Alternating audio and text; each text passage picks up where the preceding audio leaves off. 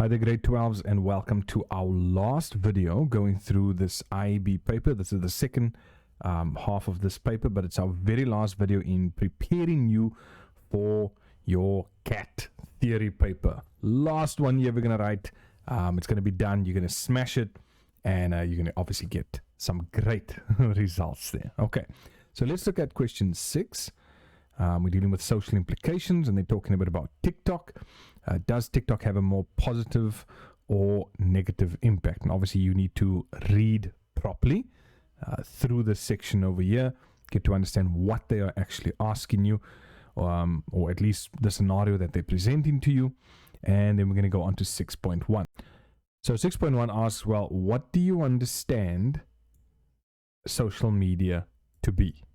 Okay, so again, I'm just going to bring these answers over so you can see exactly what the wording is here. And there you can see websites and applications that enable users to create and share content or to participate in social networking.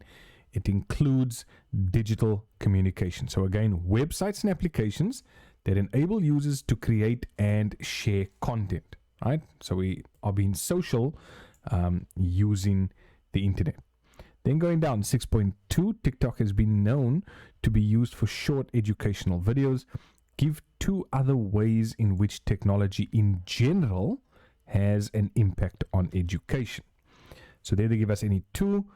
You can, use examples like interactive lessons, real world applications, obviously things that's happening in the world at the moment, simulation, virtual reality, augmented reality, personalized learning, all these types of things.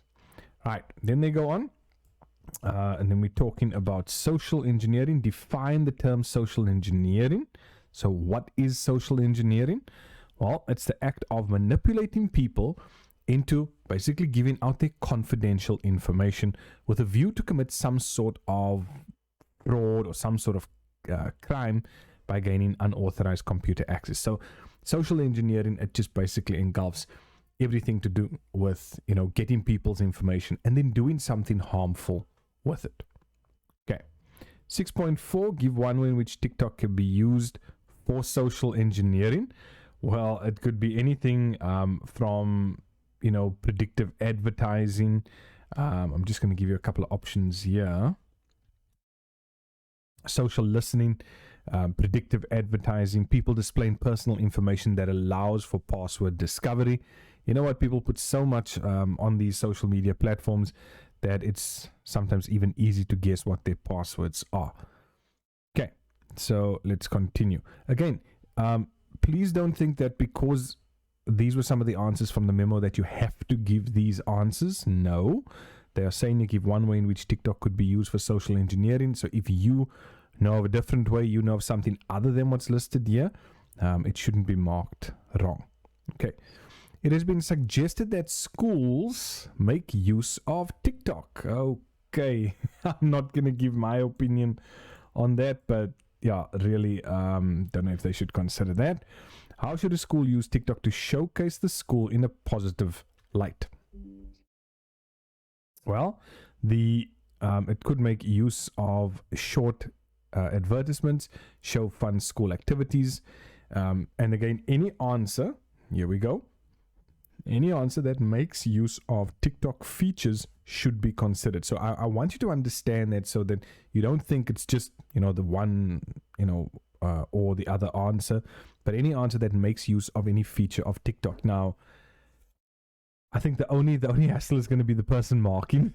If they're not familiar with the feature, then obviously it can be a little bit difficult. But anyway, let's go to the next one. Is there a danger in using TikTok for this purpose? Well, yes, there is. Okay, inadvertently showing something that can be misinterpreted, posting old videos that are not relevant now, showing school gatherings that happened before the pandemic. So just imagine you've got footage of a video where the school was playing games together, like the entire school, and then you show it during the pandemic. People are going to be like, hey, what is that school doing? What are they doing? No, they're not supposed to be doing that. And then it's actually an old video.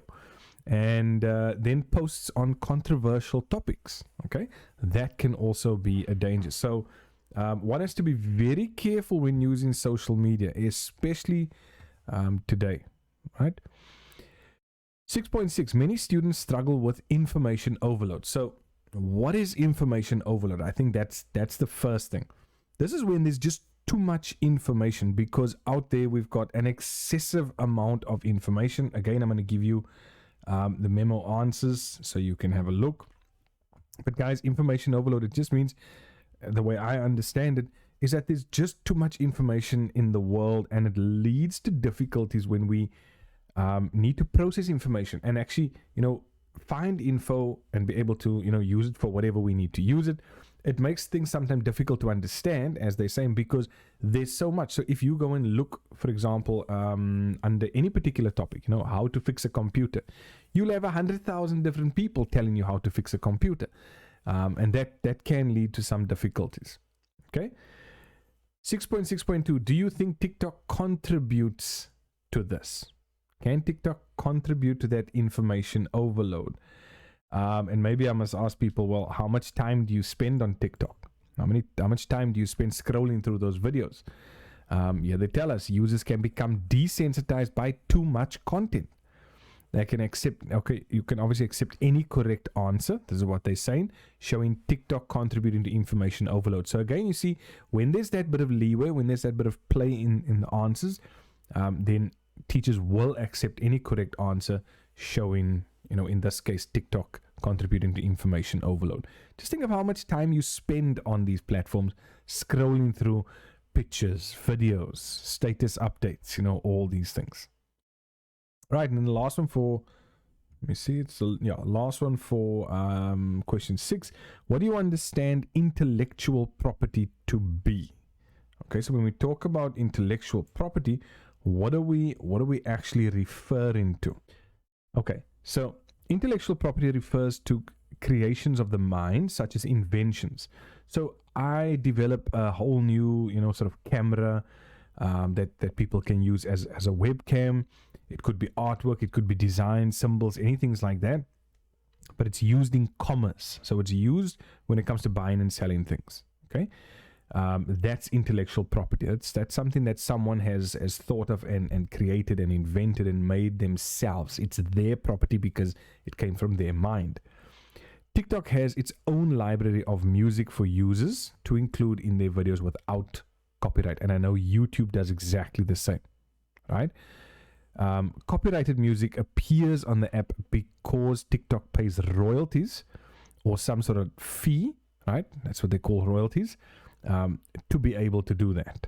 Okay, again, anything that falls in line with that can be accepted. So I hope you're understanding now what intellectual property is. TikTok users can violate that if they choose to use music that is copywritten and where TikTok has not given the okay for that. So it's best just to stick to that playlist. YouTube does exactly the same. Facebook will even mute your videos if you are, popping in music there that is from somewhere else. Okay, if it's somebody else's intellectual property, then they are going to nail you on that. Right, sorry, 6.8, there's a chance that TikTok users can fall prey to cyber crime. What is that? It's crime committed online using a computer. Right? Give one form of cybercrime that these users could experience. Well, it could be something as simple as information theft. It could be theft of time and services. Anything along those lines. Obviously, then using those details to commit fraud, scams. Guys, just with having this YouTube channel, I've had people use my face for scams. Already putting my face on something saying, this guy joined our team and stuff like that. So those are just some of the dangers when it does come to social media. Right, question number 7 deals with solution development, and it starts with this. What is the potential risk when working with track changes in Microsoft Word of using the accept all changes command? Now, the potential risk is that you might be accepting changes to things you haven't even checked. Okay, so the potential risk is accepting one or more changes that you would not have even agreed to. So it's important to go through it change by change. For which category of disabled user is it important to use Microsoft Word's accessibility checker? That is going to be for those who are blind or visually impaired or partially sighted. Okay. Please, I always say to learners that there's a difference between being blind and being visually impaired. If I'm wearing glasses, I'm obviously visually impaired. If I'm wearing contacts, obviously I'm visually impaired. It means there's something that's not working 100% with regards to my eyes and me seeing everything in front of me. But when I'm blind. I can't see anything. Okay, so just remember there's a difference between those two. Next one, write down the result of the spreadsheet function equals int, and we know that's going to round it to to give you the integer or the whole number, and that's going to give you an answer of 99. Right? 7.4, name the spreadsheet function used to insert the current date and time into a cell, and we know that is equals now. So if we go equals now, open and close bracket, that is what is going to give us that over there. All right, next one. What is the advantage of the fact that a spreadsheet stores dates and times as numbers and not as text? Well, this enables calculations to be performed on the date or time values. Simple as that. Okay. 7.6. What would be the effect of changing? In fact, let me put some of these answers in here so you can have a look at this. I'm going to put this paper and the memo in the description as well. Okay. What would be the effect of changing the format property of a field in a database to and then inverted commas GB in terms of how the field is displayed in the datasheet view? So the letters GB would be displayed after the contents of the field, right? So if, for example, I was to put in my name, John, over there, when I put that into the field, because of this over here, it will add GB to it. So the result when I move to another field will be John GB. Right, next one. 7.7. The validation rule shown was set on the order date field in a database, and that's what it looks like. Write down a suitable validation text that could be used to accompany this validation rule. So I'm going to give you one over here.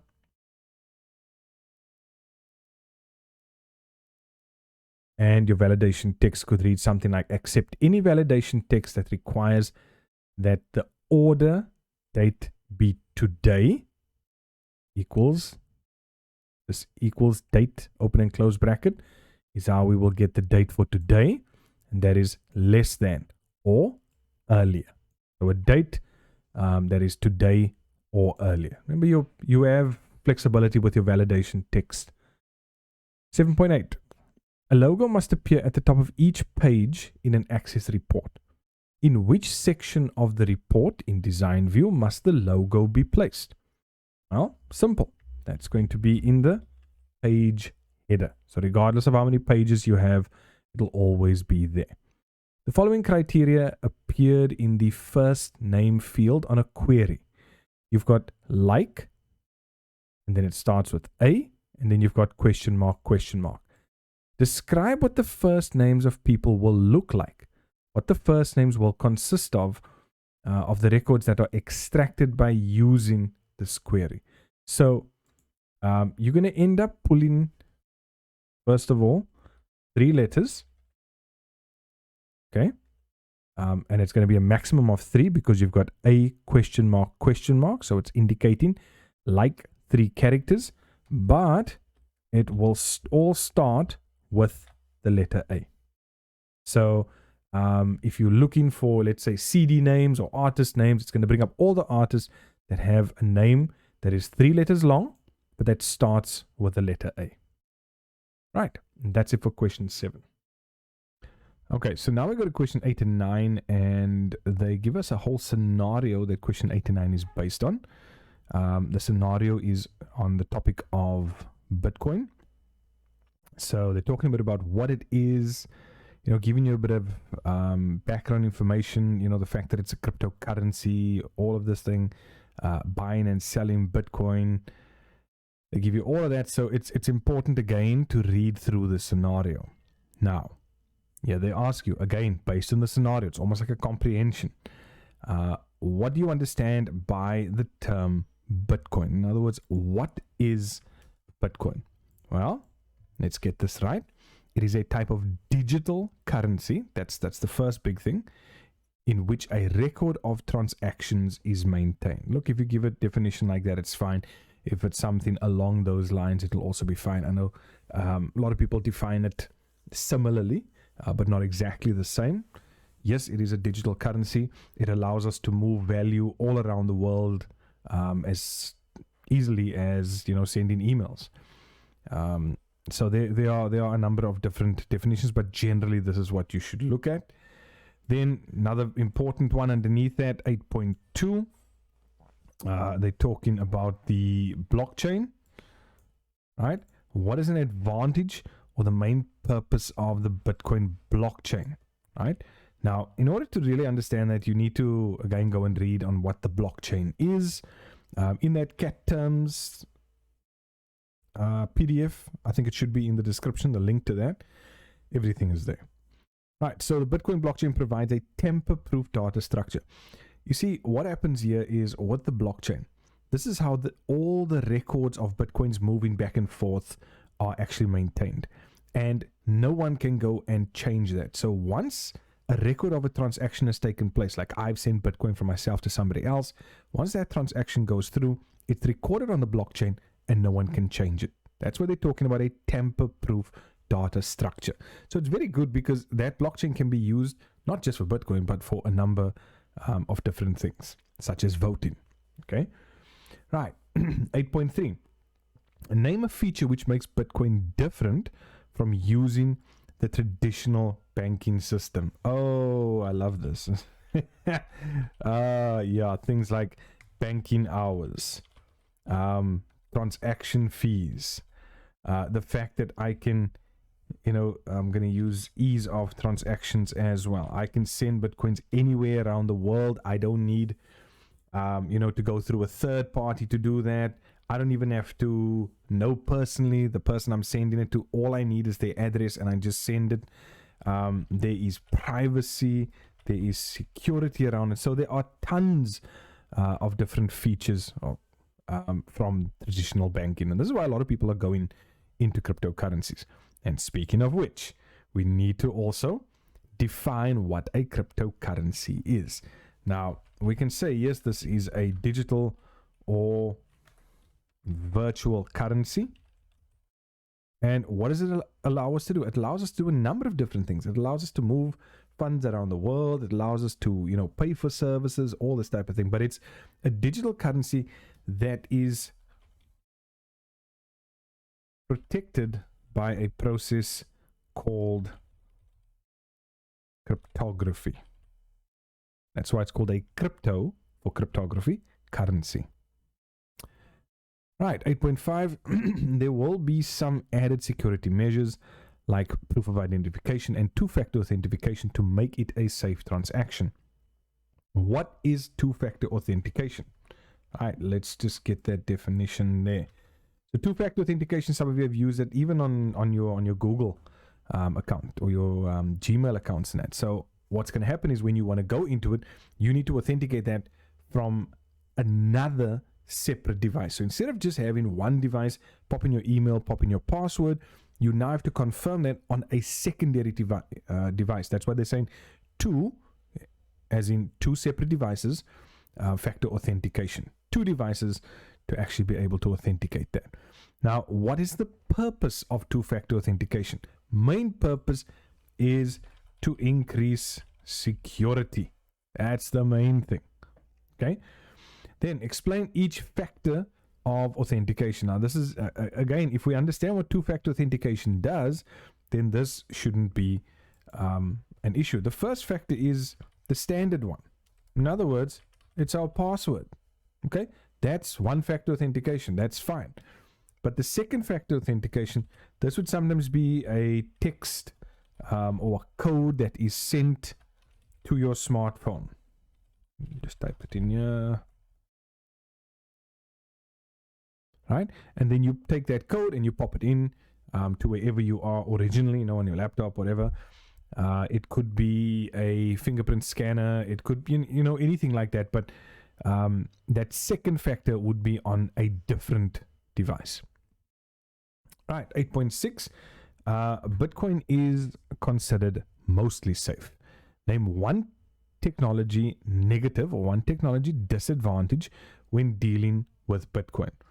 Okay, so the main one for me, I've been involved with cryptocurrencies for a while, is its volatility. But that volatility, that volatility brings profit. But it is volatile, so it can go up very nicely and it can come down quite dramatically at times, sometimes dropping 10, 20, 40%, and then going up by another 80%. So that's what we mean when we talk about volatility. And the only other real one is just, passwords forgotten, right? I've forgotten my password. What you need to understand that Bitcoin, your Bitcoins cannot be stolen if you haven't given someone your password, if you haven't left your account open, anything like that. If you've got two-factor authentication on your account, your Bitcoins are safe wherever they are. They cannot be stolen. And I know one other answer in the memo said that Bitcoin is not anonymous. It is anonymous.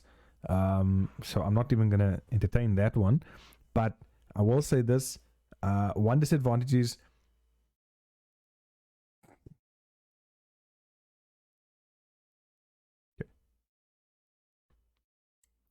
right, what is the main difference between a hacker and a cracker?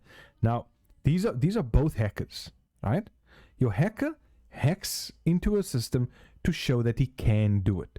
The cracker hacks in because he wants to commit a crime. He wants to do something bad, okay?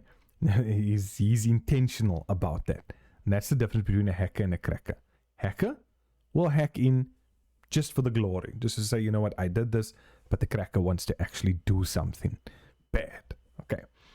Right. Some places, especially major cities, have Bitcoin ATMs scattered about where you simply need to prove your identification and present your Bitcoin wallet QR code in order to get your desired amount of Bitcoin transferred into it. Why are QR codes used as a security feature for the Bitcoin wallet? I refer to the technology of the QR code rather than the actual code. So for that one mark, we don't want to make this long. The QR code technology has no security flaws and it cannot be hacked. Simple as that. Okay. This is why we would use the QR code with the Bitcoin wallet. Right. 8.8.2 lists 3 advantages and 3 disadvantages of using a QR code. So let me first give you a couple of the advantages because there's quite a few. You can see QR codes are versatile. They can be scanned anywhere, fast scanning, fast access to the info. They can be programmed to contain, whatever info you want. And the software available to create them is very easy to find and easy to use. So what are some of the disadvantages? Well, let's go and look at that. There's a lack of familiarity among people. In other words, a lot of people don't know how to use it. It does depend on a smartphone or such device. Users are not familiar with the technology and are a bit hesitant, as they are with everything that's new. Many users have mobile phones, but not a smartphone. Okay, and then smartphones rather, that are used to scan QR codes are often expensive. So you just need to take all of that into consideration. All right, let's see. We got a couple more. Okay. 8.9. This is something that is rampant around the world. A lot of guys jumping into this so they can make money. And that is ransomware. Now, what is it? It is malicious software. What is malicious software? It is harmful software designed to block access to a computer or system until a sum of money is paid. And then guess what? When they want that money paid, they want it paid in Bitcoin. okay, or some type of cryptocurrency. So that's why cryptocurrencies get a bad name. There's nothing wrong with them, but the media just puts out a very bad name when it comes to it. 8.10, name 2 computer thefts that are the least harmful types of theft involving a computer. So things like bandwidth theft, when you're stealing data from your neighbor. You know that one. You're standing at the back of the house or in the yard and you're catching your neighbor's Wi-Fi. Okay. Remember, we're talking about looking at the least harmful types. Identity theft, stealing somebody's ID. I mean, it's not that it's not harmful, but it's less harmful than killing someone. Stealing someone's processing time and power. In other words, using the computer for something other than what it's there for, and using a work computer to do your Bitcoin mining and things like that. Okay, no. Data and intellectual property, money, and copyrighted material. Then we move on to, as we were talking about malicious software, we're talking now about malware. Name a type of malware that antivirus software scans for. So it's our normal list, grade 12s. It is our normal list of items. Things like our viruses, trojans, keyloggers, spyware, worms, and botnets. Okay, then the last one for question 8. They want us to name an antivirus program. So again, that's a list of a number of them, but you can come in with another one if you have another one. If it's a legitimate antivirus program, that will be accepted as an answer. Right, let's get to our last question, question 9. What is the broad term for referring to injuries acquired from using a computer incorrectly? Guys, we know this. Old news, RSI, repetitive strain injury. 9.2, what area of study aims to understand and improve safe and healthy computer use? What about this term? Ergonomics, right? Remember, what is it? The study of computers and how we use it. So it's obviously there to improve safe and healthy computer use. 9.3, you will need specialized software for trading purposes. So now we're talking a bit about trading. Okay, the required software is all browser-based. Explain what this term browser-based means. Okay, it simply means that it's software that requires an internet browser to run. So it's not a normal program where I install it on my desktop and it just runs by itself. No, it would actually need an internet browser to be able to work. Now, what's one advantage of browser-based software? Okay, well, in fact, let me just bring all of them through here. And then we can go through that. So with browser-based software, it doesn't need to be installed, which means it saves space. You always have the latest version because it's saved on a cloud. Computing power is determined by the server, not your local PC, and there's improved security because all of that is dealt with on the cloud. Okay. To ensure that you are always connected to the correct server, you need a reliable internet connection. Would an LTE or 4G connection be your safest option? No. Okay. Why? Because of these 3 letters, LTE. We can't guarantee that there's LTE coverage everywhere. Okay. Even when you look at going with 5G, when it's a newer technology, generally it'll only be in certain areas. So if it was just the normal 3G, I'd say yes, fine. But because it's 4G LTE, definitely not. So we will say no, simply because the area that you are in might not have coverage. And what are they saying? You want to ensure that you are always connected. Okay, what does the G, by the way, stand for in 4G? And that's generation, right? It's the 4th generation of this, or the 5th generation. That's why there's 3G, 2G, okay? Get the point. Right. Having an always-on connection means that you can use a content aggregator to stay informed on the developments in cryptocurrency. So let's go with this. Explain the purpose of a content aggregator. Okay, so by now you should know what this is, but its purpose is to bring different sources of information together into one place. Look, when it comes to crypto, you are listening to a variety of people who are established in the industry. You obviously want to get all this info so you can stay away from scams or be scammed. Okay, so the purpose of a content aggregator is to bring different sources of information together into one place, eliminating the need to go and visit different sites. So instead of going to all these, blog here and a blog there and this here and a audio book here and all these things, you can actually get this and bring everything into one place. Just go to one place for all your info. So then they ask us 9.8, well, how does a content aggregator actually work? Okay, let's get that answer. So it tracks websites that a user visits. It learns the usage patterns and collects information automatically. You could also say it collects articles, posts, websites that have been shared or that have a shared topic or similar topic, and provides a single site where all of these sources can then be accessed. All right. Apart from having a GPU, CPU, you also need a fast storage device, blah, blah, blah. Explain why a SSD has such high data transfer speeds when compared to a conventional hard drive. Okay, so why would an SSD be faster? Simply because an SSD stores your data electronically. Okay, your hard drive stores data magnetically. Now, this is important to understand. Your SSD has no moving parts inside. Okay, and this is what makes storage much faster on an SSD.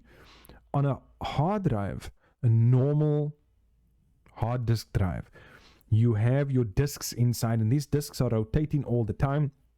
And like an LP player, when I'm opening certain files or folders, it actually has to find it on that disk, and then it can open it. And this is the magnetic storage that they're talking about, right? That's what's going on inside the hard drive. That's why when you switch on some PCs, you will actually hear the hard drive go like, woo. That's your hard drive starting up inside. Your SSD has no moving parts, so everything is done electronically, and it can just be done so much faster. I just wish they were a lot cheaper. Okay, let's get to wrapping this up. All right, provide a benefit to having both an SSD as well as a hard disk drive.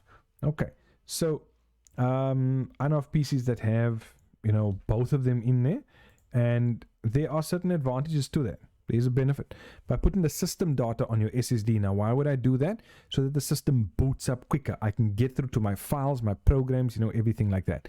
But the hard drive, the normal hard drive, I would use that as a secondary drive, and I would put all my information that I'm storing, so all my pictures and videos and documents. I'll put all those things there, but the system data I keep on the SSD in order that the PC just works a lot faster.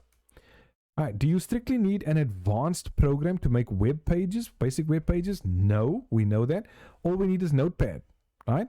We just need Notepad, and we can have an HTML editor, but generally the answer will just be no, because we need any basic text editor, like Notepad. Right, so here we go. After a late night of web design, you revisit some HTML you wrote for your web page, and for some reason it is not working. Study the insert. Okay, so let's have a look at this. We've got HTML there. The tag is open. Is the tag closed here? Yes. Body, that tag is open. Is it oh, there we go. There's something there. What's happening here? Why is that tag there? Because body's closed over there. Head is open there. Head is closed. Title is inside of it. Title is closed. But look at this. Look at this. What is happening here? Okay, so that head, right? It shouldn't be around this. This should actually be an H1 heading, right? It should actually be an H1 heading. So that's where your problem comes in. 912, correct the... Oh, sorry, it was that. Oh, my word. Okay. Right, 913, identify the tag and its attribute necessary to change the font to Arial.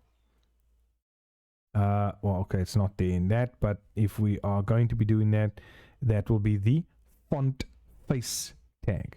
Remember, to use fonts, we need to open our font tag and close our font tag, but an attribute, here's the word I'm looking for, attribute of font would be face.